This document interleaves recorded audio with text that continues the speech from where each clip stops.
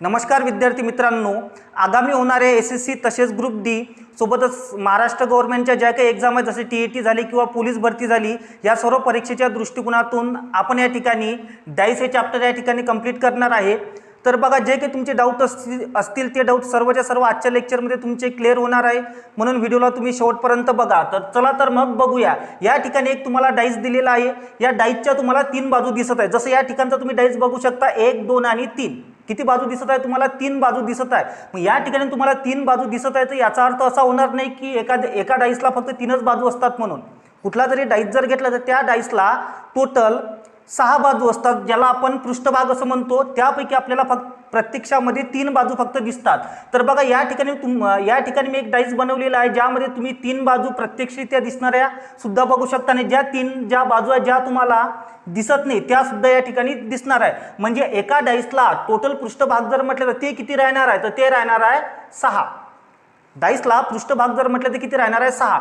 त्यानंतर बघा, या डाईसला टोटल कोपरे किती असणार आहे? तर बघा, आता या ठिकाणी 1, 2, 3, 4, 5, 6, 7 आणि 8। म्हणजे टोटल या ठिकाणी कोपरे किती झाले? तर टोटल कोपरे होणार आहे या ठिकाणी 8।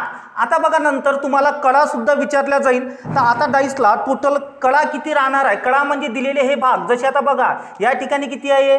1, त्यानंतर 2, 3, 4, 5, 6, 7, 8, त्यानंतर ही 1, 9, 10, 11 आणि 12। म्हणजे टोटल कडा राहणार आहे तुम्हाला तुमच्या डाईसला किती? 12। बघा, आता सर्व डाऊट तुमचे क्लिअर होत आहे। डाईसच्या फक्त तुम्हाला 3 बाजू दिसतात, पण प्रत्यक्षामध्ये त्याला किती बाजू असतात? 6 बाजू असतात। म्हणजे पृष्ठभाग झाले तुमचे 6। त्याला कोपरे जर म्हटलं तर कोपरे टोटल आपण घेतले आहे 8 आणि त्यानंतर कडा जर म्हटलं तर कडा किती राहणार आहे? 12।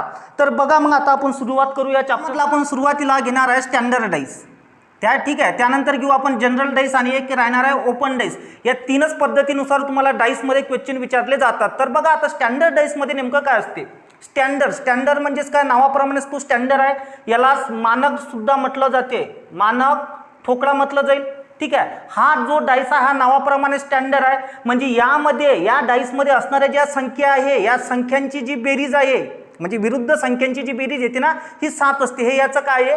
वैशिष्ट्य आहे। जसं या ठिकाणी मी 1 घेतला आहे, ठीक आहे। त्यानंतर बघा,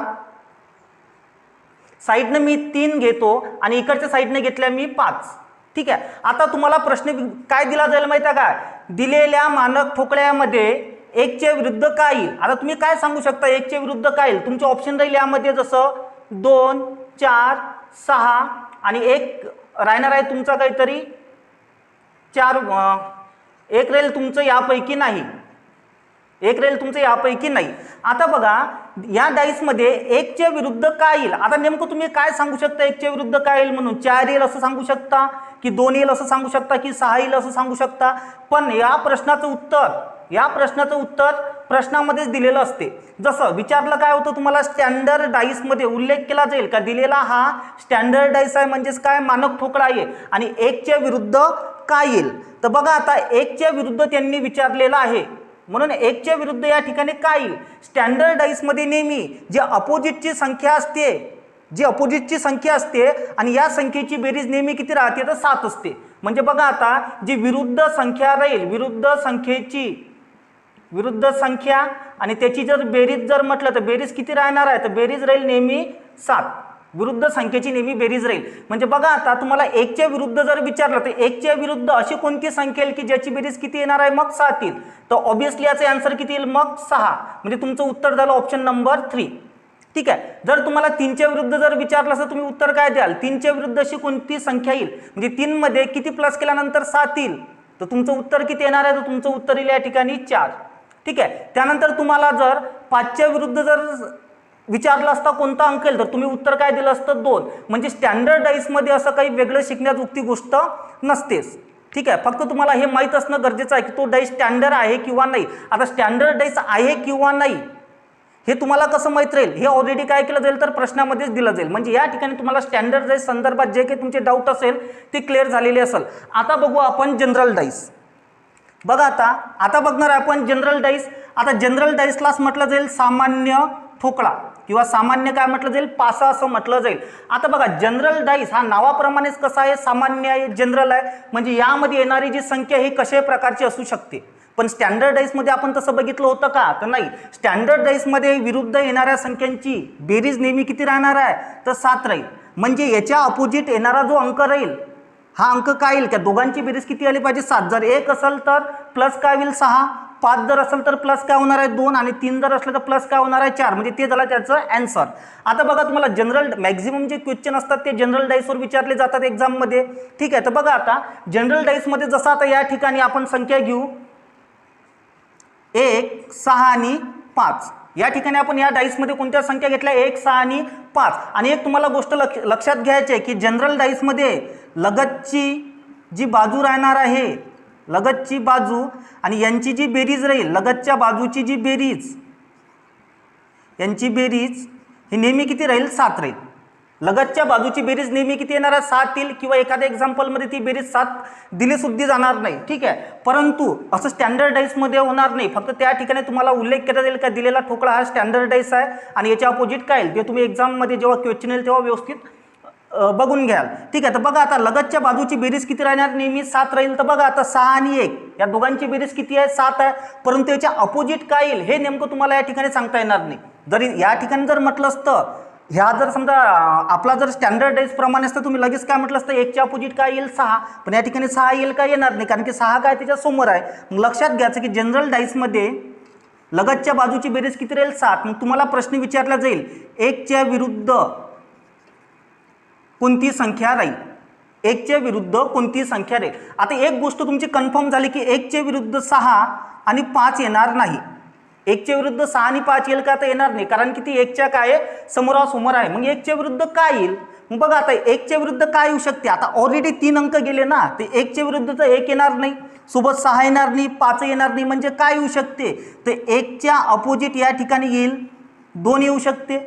त्यानंतर 1च्या विरुद्ध 3 येऊ शकते आणि 1च्या विरुद्ध काय येऊ शकते, 4 सुद्धा येऊ शकते.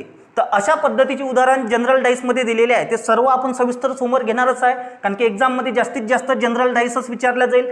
जनरल डाईसमध्ये 1 कॉमन, त्यानंतर 2 कॉमन किंवा 4 डाईस वगैरे दिले जाते. तेव्हा नेमकं प्रश्न कसे सॉल्व्ह करायचे हे संपूर्ण आपण आजच्या लेक्चरमध्ये बघणार आहे. म्हणून व्हिडिओला शेवटपर्यंत टिकून राहा. त्यानंतर बघा आता ओपन डाईस दिलेला हा जो डाईस आहे किंवा हा जो ठोकळा आहे तो या पद्धतीने मी काय केला आहे, ओपन केलेला आहे. यामध्ये सुद्धा किती पृष्ठभाग असणार आहे, 6 पृष्ठभाग असणार आहे. जसं बघा आता या ठिकाणी 1, 2, 3, 4, 5. ठीक आहे, किती झाले टोटल, 6 होईल. 1, 2, 3, 4, 5 आणि या ठिकाणी 1 होईल किती, 6. असे टोटल पृष्ठभाग किती झाले आहे, तर 6 झालेले आहे. टोटल पृष्ठभाग या ठिकाणी 6.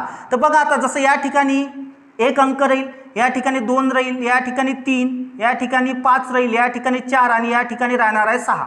झाला तुमच्या 6 बाजू. तर बघा आता तुम्हाला सरळ प्रश्न कसा विचारला जातो, यामध्ये दिलेला ओपन डाईस आहे आणि तुम्हाला यामध्ये सरळ प्रश्न विचारला जाईल 1च्या विरुद्ध कोणता अंक येईल, 1च्या विरुद्ध 1च्या अपोजिट कोणता अंक येईल. तर यावेळेस तुम्ही नेमकं काय करू शकता, आता 1च्या विरुद्ध कोणता अंक येईल. जर डाईस जर पूर्णपणे बंद जर असतं तुम्ही काहीतरी गेस करू शकले असते, पण या ठिकाणी नेमकं कशा पद्धतीने सांगायचं, तर हे अगोदरच्या उदाहरणापेक्षा हे काय आहे, सोपं आहे. तर बघा आता काय लक्षात घ्यायचं, 1च्या विरुद्ध जसं या ठिकाणी 1, 2, 3 संख्या दिल्या तर 1 घर सोडून हे 1च्या काय राहील, अपोजिट राहील. म्हणजे 1च्या अपोजिट या ठिकाणी किती येईल, 5 येईल. जर तुम्हाला विचारलं जाईल 2च्या विरुद्ध काय येईल, या पद्धतीमध्ये बघा 2 मध्ये 1 घर सोडून जर म्हटलं या ठिकाणी काय येईल, 4 येईल. म्हणजे 2च्या विरुद्ध जर म्हटलं तर किती राहणार आहे, 4 राहील. आता उरलं काय या ठिकाणी 3 आणि 6, म्हणजे 3च्या अपोजिट काय राहणार आहे, तर ते राहील 6. तर या पद्धतीचे आपण सर्व उदाहरणं आजच्या लेक्चरमध्ये बघणार आहे. तर बघा आता स्टँडर्ड डाईसमध्ये तुम्हाला सरळ प्रश्न विचारला जाईल, म्हणजे आपण स्टँडर्ड डाईस या ठिकाणी जास्त घेणार नाही आहे. ठीक आहे, ते तुम्ही एक्झाममध्ये आल्यानंतर बघू शकता की तो सरळ सरळ दिलं जाईल. एखाद्या संख्येच्या अपोजिट काय येईल, तर दोघांच्या विरुद्धची बेरीज तुमची 7 येणं गरजेचं आहे. म्हणजे त्यासाठी त्यामध्ये किती प्लस करावे लागणार आहे, म्हणजे 7 येईल, तेवढे प्लस करून तुम्ही आन्सर काढू शकता.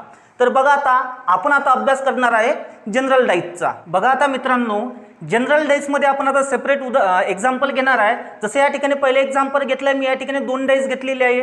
बघा आता तुम्हाला प्रश्न विचारला जाईल यामध्ये सरळ तुम्हाला प्रश्न काय विचारला जाईल, 5च्या विरुद्ध कोणता अंक येईल.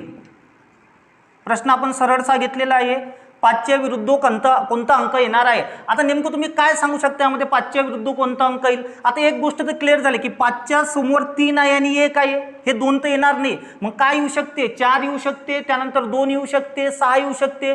तुम्ही कन्फर्म सांगू शकता का या ठिकाणी, तर कन्फर्म सांगू शकता. तर बघा आता काय करायचं, जे आपण आता या उदाहरणामध्ये बघत आहे तर कोणती संख्या एखादी कॉमन आहे का ते पहिले बघून घ्या. जसे या ठिकाणी 3 आणि या ठिकाणी सुद्धा 3 काय कॉमन आहे. एकच अंक काय कॉमन आहे म्हणजे हा 1 कॉमनचा काय बनणार आहे तुमचा रूल्स या ठिकाणी लागणार आहे. जर संख्येमध्ये एक संख्या जर कॉमन जर असेल तर नेमकं कशा पद्धतीने उत्तर काढायचं. तर बघा आता या ठिकाणी काय 3 आणि 3 या ठिकाणी कॉमन आहे. आता यामध्ये तुम्हाला काय करायला आणि तुम्हाला प्रश्न काय विचारला, 5च्या विरुद्ध काय राहील. मग जो कॉमन आहे त्याला काय करायचं, एका खाली एक घेऊन घ्यायचं. जसं या ठिकाणी मी काय करतो, 3 हा 3 आणि इकडचा 3 मी एका खाली एक घेऊन घेतलेला आहे. बघा आता आपण प्रश्न नंतर हे करू. जसे या ठिकाणी कॉमन कोण आहे, 3 आहे आणि दुसऱ्या ठिकाणी कॉमन कोण आहे, 3च आहे. म्हणजे मी 3च्या खाली काय केला, दुसरा 3 घेतलेला आहे. म्हणजे या ठिकाणी तुम्हाला लक्षात घ्यायचं की 3च्या अपोजिट कोण येणार आहे, 3 येईल. पण तो त्या ठिकाणी येणार नाही कारण की एका डाईसमध्ये एकच अंक एकदाच असतो म्हणून. त्यानंतर बघा आता इथून तुम्हाला क्लॉकवाईज या डायग्राममध्ये चालायचं आहे. म्हणजे क्लॉकवाईज चालल्यानंतर दुसरा अंक तुम्हाला भेटणार आहे 5. ठीक आहे. आणि या 5 पासून आणखी जर तुम्ही क्लॉकवाईज जर चालाल तर तिसरा अंक तुम्हाला भेटणार आहे 1. ठीक आहे. त्याच पद्धतीने तुम्हाला दुसऱ्या डायग्राममध्ये सुद्धा काय करायचं, चालायचं आहे. जसं या 3च्या नंतर क्लॉकवाईज दुसरा अंक कोणता येईल, 4. म्हणजे या ठिकाणी येईल 4. ठीक आहे. आणि 4 नंतर क्लॉकवाईज चालल्यानंतर तिसरा अंक कोणता भेटणार आहे तुम्हाला, तर 2 भेटणार आहे. म्हणजे या ठिकाणी आता तुमच्या प्रश्नाचं जे उत्तर आहे ते बहुतांश निघालेलंच आहे. तर बघा आता जसं आपण 3च्या विरुद्ध कोण घेतला आहे, 3 घेतलेला आहे.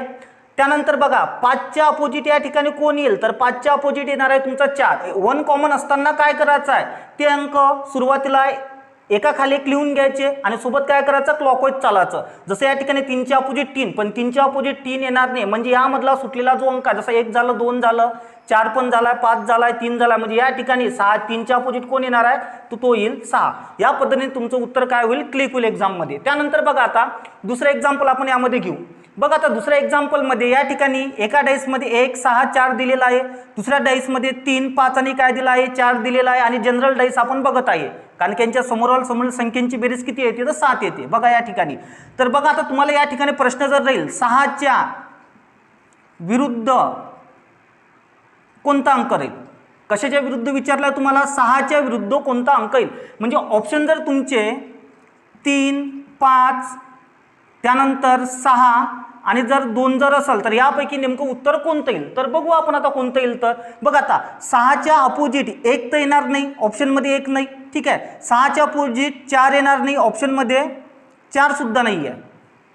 तर बघा आता या ठिकाणी नेमकं उत्तर आता कसं घ्यायचं, तुम्हाला आता उत्तर काय करावं लागणार आहे, सायंटिफिक पद्धतीनंच काढावं लागणार आहे. जसं आता बघा यामध्ये कॉमन कोण आहे, तर यामध्ये कॉमन आहे तुमचा 4. यामध्ये कॉमन कोण दिलेला आहे, तर कॉमन आहे 4. आता जो कॉमन असते आणि एकच संख्या काय कॉमन आहे, जी कॉमन संख्या आहे ती काय करायची, त्याच्या खाली घेऊन घ्यायची. त्यानंतर क्लॉकवाईज तुम्हाला काय करायचं, चालायचं. जसं या ठिकाणून आपण चालू, 4च्या समोर काय येईल 6, 6च्या समोर काय येईल तुमचा 1. त्यानंतर दुसऱ्या डायग्राममध्ये बघा आता 4 घेतला तुम्ही या ठिकाणी, 4च्या नंतर क्लॉकवाईज कोण आहे 5. म्हणजे 6च्या अपोजिट झाला तुमचा 5 आणि 5च्या नंतर कोणती संख्या, तर 3. म्हणजे या ठिकाणी 1च्या अपोजिट झाला तुमचा 3. आणि तुम्हाला प्रश्न काय केला होता, 6च्या विरुद्ध काय येईल, तर 6च्या विरुद्ध काय दिसत आहे या ठिकाणी तुम्हाला 5. म्हणजे तुमचं उत्तर झालं सेकंड नंबरचं.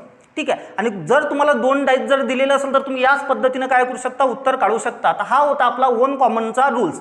आता बघा जर 2 कॉमन्स असेल तर काय करायचं. जसं या ठिकाणी मी तुम्हाला नंतरचा रूल्स शिकवत आहे. 2 कॉमन्स असताना या ठिकाणी आपण 2 डाईस घेतल्यामध्ये 2 डाईसमध्ये 2 संख्या काय राहणार आहे, कॉमन राहणार आहे. जसं यामध्ये मी एक संख्या 3 घेतली, दुसरी 4 आणि या ठिकाणी घेतली मी 5.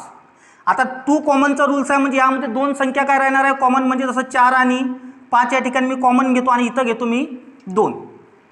या ठिकाणी काय घेतला आहे 2. मग तुम्हाला सरळ प्रश्न कधी कधी विचारला जाते की 4च्या विरुद्ध काय येईल, कशाच्या विरुद्ध काय येईल, 4च्या विरुद्ध. जर एकच जर 4 या ठिकाणी जर असतं तर हा एकमेकांच्या काय असतं, अपोजिट असता. जसं या ठिकाणी 4च्या अपोजिट काय होईल 4, 5च्या अपोजिट काय होईल या ठिकाणी 5. उरलेला काय आहे तर उरलेला या ठिकाणी 3 आणि 3च्या अपोजिट काय होणार आहे 2. जर तुम्हाला जर प्रश्न जर केलं 3च्या विरुद्ध काय, तर 3च्या विरुद्ध काय येणार आहे, तर 3च्या विरुद्ध येईल तुमचा 2. किंवा तुम्हाला जर यामध्ये जर प्रश्न जर केला नंतरचं बघू आपण नेक्स्ट क्वेश्चन, जर प्रश्न जर केला असता तुम्हाला 5च्या विरुद्ध काय येईल.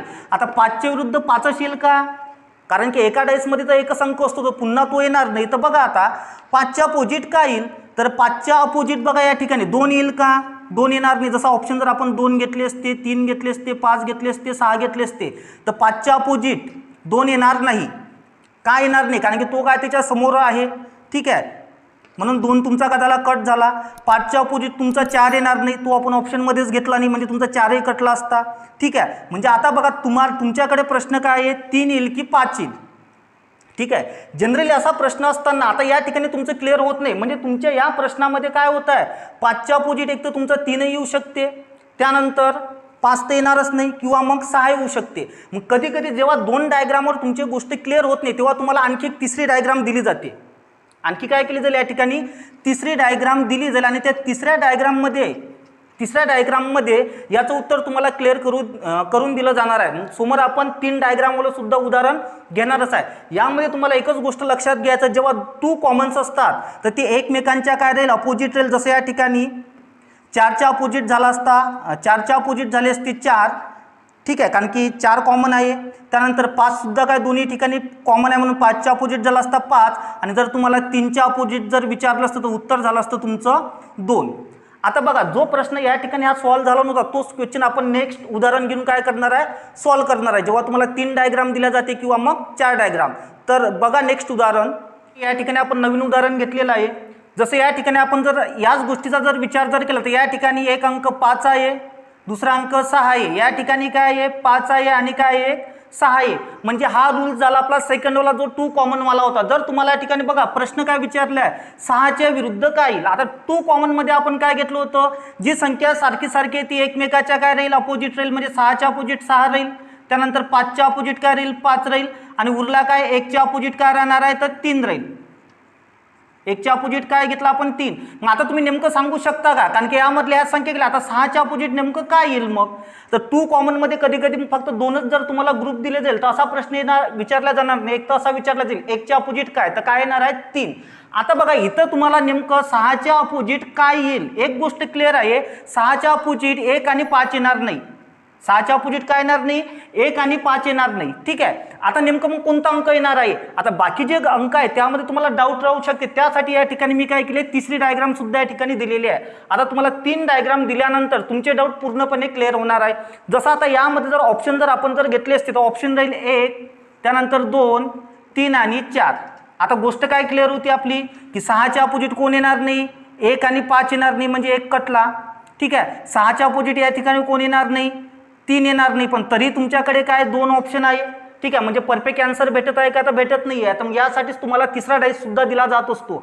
मग बघा आता या ठिकाणी तुम्ही ऑप्शन सुद्धा कट करू शकता. या ठिकाणी काय 6 आहे, 6च्या समोर जी संख्या येत असते ती नेहमी ती जी संख्या राहील ती अपोजिट कधीच येणार नाही. जसं बघा आता 6च्या अपोजिट या ठिकाणी 3 आहे, म्हणजे 6च्या समोर संख्या 3 आहे, म्हणजे अपोजिट 3 येणार नाही. आणि 6च्या समोर या ठिकाणी 2 दिल्या, म्हणजे अपोजिट सुद्धा 2 येणार नाही. म्हणजे बघा आता ऑप्शन मधला कोण कटला आहे, 2. शिल्लक कोण आहे, तर शिल्लक आहे तुमचा 4. म्हणजे तुम्ही ऑप्शन कट करून सुद्धा यामध्ये आन्सर काढू शकता. किंवा या ठिकाणी 1 कॉमन, हा एक जर डाईस आणि हा दुसरा डाईस. ठीक आहे, ह्या 2 डाईसचा अभ्यास करून सुद्धा काय करू शकता, आन्सर काढू शकता. मग या ठिकाणी तर जसं बघा आता या ठिकाणी 6 एकच अंक काय कॉमन आहे, या ठिकाणी 6 एक अंक कॉमन आहे. आपण या 2 डाईसचा काय करत आहे, अभ्यास करत आहे. या ठिकाणी जसं या ठिकाणचा एक 6 घेतला, क्लॉकवाईज मी चालत आहे, दुसरी संख्या 2 येईल, त्यानंतर तिसरी संख्या 3. आता यामध्ये बघा 6 कॉमन आहे, म्हणजे 6 मी त्याच्या खाली घेतला. क्लॉकवाईज यामध्ये दुसरी संख्या काय येणार आहे, 3, आणि तिसरी संख्या येणार आहे 5. म्हणजे याच्या अपोजिट नेहमी तीच संख्या येईल का, तीच संख्या येणार नाही. म्हणजेच कोण, उरलेली संख्या. जसं या ठिकाणी 2 झाला, 3 झाला आहे, ठीक आहे, 5 झाला. मग उरलेली संख्या काय आहे, तर उरलेली संख्या तुमच्याकडे 1 आहे आणि 4 आहे. ठीक आहे, पुन्हा एक प्रश्न आहे, पण ऑलरेडी या ठिकाणी 6च्या समोर काय दिला आहे, 1 दिला आहे, म्हणजे तो त्याच्या विरुद्ध येणार नाही. म्हणून उत्तर काय येईल तुमचं 4. म्हणजे या ठिकाणी तुम्ही सरळ ऑप्शन कट करून सुद्धा काय करू शकता, उत्तर काढू शकता. त्यानंतर RRB मध्ये आणि SSC मध्ये विचारलेले एक एक्झाम्पल आहे, ते आपण या ठिकाणी घेणार आहे. बघा मित्रांनो, या ठिकाणी आपण एक नवीन एक्झाम्पल घेतलेला आहे. ठीक आहे, तर बघा तुम्हाला यामध्ये प्रश्न काय केलेला आहे. तर या ठिकाणी बघा, जो पहिला डायस दिला, पहिल्या डायसमध्ये 1 2 3 दिलेला आहे, दुसऱ्या डायसमध्ये 1 3 5, तिसऱ्या डायसमध्ये 2 4 3 दिला आणि चौथ्या डायसमध्ये दिला 1 4 6. आणि तुम्हाला प्रश्न केला आहे की 4च्या विरुद्ध कोणता अंक येईल. आता एक गोष्ट तर क्लिअर आहे की त्याच्या समोर येणारा जो अंक आहे हा त्याच्या विरुद्ध बाजूला येणार नाही. आणि प्रश्न काय केला आहे तुम्हाला, विरुद्ध अंक कोणता राहील. बघा आता या ठिकाणी 4 आहे. ठीक आहे, 4च्या विरुद्ध 1 आणि 6 येणार नाही, म्हणजे तुमचं 1 आणि 6 वाला ऑप्शन काय होऊन जाईल, कट होऊन जाईल. ठीक आहे, त्यानंतर बघा आता आणखी कुठं दिलेलं आहे. ठीक आहे, 1 आणि 6 काय झालं, तुमचा कट झाला आहे. 4च्या अपोजिट तुम्हाला विचारलेलं होतं. आता या ठिकाणी पुन्हा बघा 4 आहे, 4च्या अपोजिट कोण दिला, 4च्या समोरासमोरील अंक कोणता दिला, या ठिकाणी 2 आहे, या ठिकाणी 3 आहे, म्हणजे तुमच्या उत्तरामध्ये 2 सुद्धा येणार नाही, म्हणजे 2 सुद्धा काय होऊन जाईल, तुमचं कट होऊन जाईल. म्हणजे आता या ठिकाणी ऑप्शनमध्ये काय शिल्लक आहे, तर ऑप्शनमध्ये शिल्लक आहे फक्त 5, म्हणजे तुमचं उत्तर होणार आहे 5. म्हणजे तुम्ही सरळ ऑप्शननुसार सुद्धा उत्तर काय करू शकता, काढू शकता. त्यानंतर बघा, आणि हा प्रश्न RRB गुडगार्डमध्ये विचारलेला होता. आणि या अगोदरचं जे आपण उदाहरण घेतलं होतं ते स्टाफ सिलेक्शन कमिशनमध्ये विचारलेलं होतं. आता बघा नेक्स्ट एक क्वेश्चन दिलेला आहे, याच पद्धतीचं एक मी एक्झाम्पल दिलेलं आहे. जसे 4 डाईस आहे, यामध्ये पहिल्या डाईसमध्ये वरती पिवळा रंग आहे, साईडनं नारंगी, नंतर निळा, इकडे नारंगी वर आहे, खाली गुलाबी आणि पिवळा, त्यानंतर इकडे लाल, निळा आणि पिवळा, आणि शेवटच्यात दिलाय गुलाबी, वर दिलाय लाल आणि साईडने दिलाय पिवळा. आता तुम्हाला यावर प्रश्न केलेला आहे, पिवळ्याच्या विरुद्ध कोणता रंग येईल.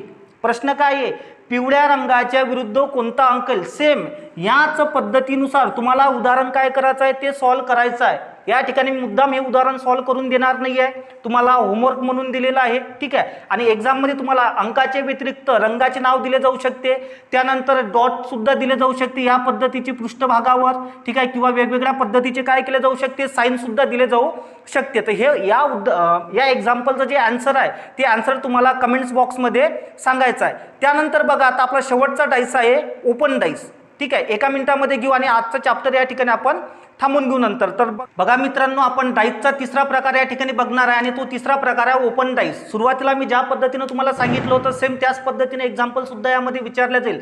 जसं या ठिकाणी ही पहिली डायग्राम दिली आणि तुम्हाला विचारलं जाईल की 3च्या विरुद्ध कोणता अंक येईल. कशाच्या विरुद्ध, 3च्या विरुद्ध कोणता अंक येईल. तर सरळ काय येईल, एक घर सोडून 3च्या विरुद्ध काय झालं, या ठिकाणी 6. जसं बघा आता 1च्या अपोजिट जर म्हटलं तर कोणाला असतं, या ठिकाणी 2. ठीक आहे, आणि 5च्या अपोजिट जर म्हटलं तर कोणाला असतात 4, म्हणजे शिल्लक कोण आहे 3, म्हणजे 3च्या अपोजिट या ठिकाणी कोण येणार आहे तर 6, म्हणजे या ठिकाणी तुमचं उत्तर होईल 6. मग त्यानंतर बघा, या पद्धतीची जर डायग्राम जर आली तर काय कराल तुम्ही, जसं तुम्हाला विचारलं जाईल 1च्या विरुद्ध कोणता अंक येईल. आता 1च्या विरुद्ध कोणता अंक येईल कसं सांगाल. जर या ठिकाणी जर दुसरी या ठिकाणी जर आणखी जर एक मी जर पृष्ठभाग बघितलो असता तर तुम्ही सांगू शकले असते, पण या ठिकाणी दिलेला नाही आहे. तर मग सुरुवातीला काय करायचं, जे तुम्हाला माहिती आहे पहिले तेवढं सॉल्व्ह करून घ्या. जसं 2च्या अपोजिट काय येईल, 6 येईल. 4च्या अपोजिट जर म्हटलं तर कोण येणार आहे 5, म्हणजे शिल्लक कोण आहे आता 1, आणि इकडे कोण आहे 3, म्हणजे या ठिकाणी 1च्या अपोजिट जर म्हटलं तर कोण येणार आहे तर 3 येईल. आता बघा एक्झाममध्ये या पद्धतीचं सुद्धा उदाहरण विचारलं जाते. ठीक आहे, आणि विचारलं जाईल तुम्हाला हे जे साईन आहे ना, मग सेंटरमधलं कोणतं मायनसचं, कोणतं साईन दिला, मायनसचं साईन आहे, मायनसच्या साईनच्या अपोजिट कोणता अंक येईल किंवा कोणती डायग्राम बनणार आहे. तर बघा आता एक गोष्ट क्लिअर आहे, भागाकारच्या अपोजिट कोण येईल, @ येईल, म्हणजे भागाकारच्या अपोजिट जर म्हटलं तर या ठिकाणी उत्तर येईल तुमचं @. त्यानंतर प्लसच्या अपोजिट कोण होईल, गुणाकार, म्हणजे प्लसच्या अपोजिट येईल तुमचं उत्तर गुणाकार. आता शिल्लक आहे या ठिकाणी तुमचं मायनसचं साईन, कोणतं आहे, मायनसचं साईन आहे. आता मायनसच्या साईनच्या अपोजिट काय येणार आहे, पण शिल्लक तुमच्याकडे किती अंक आहे, 1 2 3 4. आता कुठल्याही डाईसच्या अपोजिट जर म्हटलं तर पूर्णपणे काय राहणार आहे, पृष्ठभाग राहील. जसं या ठिकाणी मायनसच्या अपोजिट जर म्हटलं तर या पद्धतीचा तुमचा एक पृष्ठभाग काय राहील, शिल्लक राहील, ज्याला मी काय केलं 4 भागामध्ये डिवाईड केलं. बघा झाले या पद्धतीचे 4 भाग. आता हा जो वरचा भाग आहे बरोबर सेम या पद्धतीचा आहे, म्हणून या ठिकाणी येईल 2. ठीक आहे, त्यानंतर बघा हा खाली भाग आहे, म्हणजे या ठिकाणी येईल 4. त्यानंतर या ठिकाणी येईल तुमचं 3, आणि या ठिकाणी येणार आहे तुमचा 1, म्हणजे मायनसच्या विरुद्ध जर म्हटलं तर या प्रकारचा तुमचा काय येणार आहे, पृष्ठभाग येईल. म्हणजे एक्झाममध्ये जनरल डाईस असो किंवा ओपन डाईस असो, तुम्ही कुठल्याही पद्धतीचं उदाहरण सहज पद्धतीनं काय करू शकता, सॉल्व्ह करू शकता.